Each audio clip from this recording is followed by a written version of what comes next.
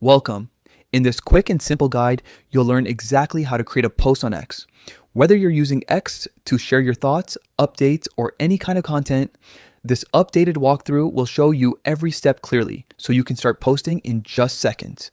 Let's get started. First, open the X app on your phone. Once it's open, you'll land on your main timeline where you can see the latest posts from the people and topics you follow. Take a second to make sure you're logged into the right account.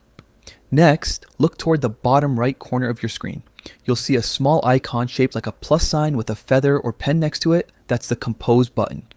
Tap on it to start writing your post. Now, your posting window will open up. This is where you type what you'd like to share. You can write a thought, mention someone using the @ symbol, or add hashtags to join trending conversations. If you want, you can also attach photos, videos, or GIFs by using the media icons below the text box. It's a great way to make your post more engaging and personalized. Once your post looks exactly the way you want it, double check your writing and any attached media. When you're ready, tap the post button in the top right corner. And that's it, your post is live on X, visible to your followers, and depending on your privacy settings, possibly to the public as well.